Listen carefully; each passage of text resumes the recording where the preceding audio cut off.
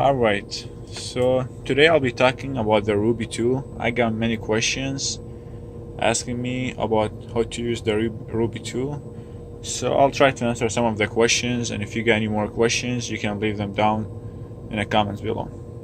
So the first question I got is how to print a receipt for a gas after they're done pumping. So we'll show like all the gallons and everything on it and how much it cost them.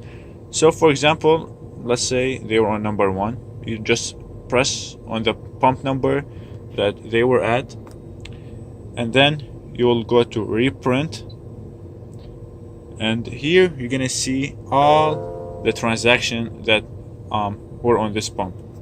I think you can go up to like 14 of them.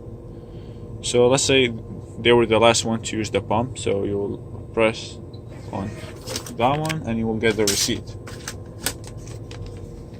And the receipt will show the amount of gallons and how much the gallon price was.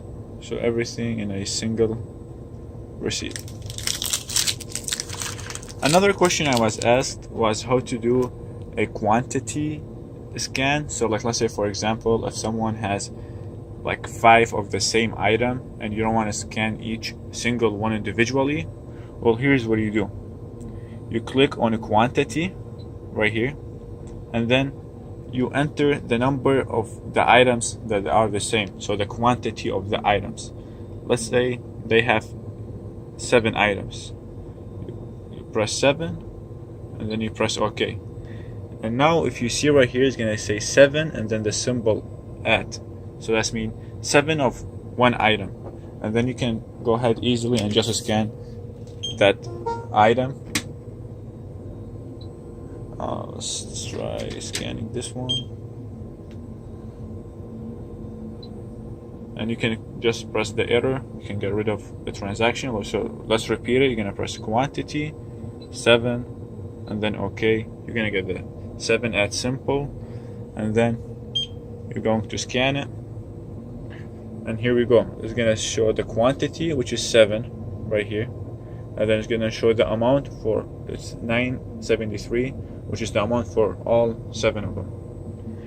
And if you want to void like this ticket, or if you want to just erase it, you can do it with 2 ways.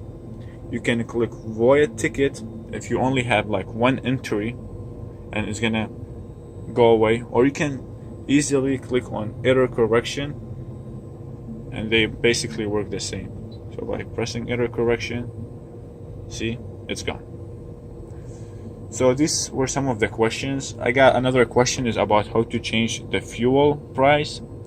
That's simple too. You can just press on show fuel, and then you can go to CSR function, and then you're gonna click on a fuel menu, select option 12, and then you have regular, like whatever gas quality you have, regular, super, premium, and you're just gonna click here, change it to whatever price you want, and after you're done, you're gonna click the save,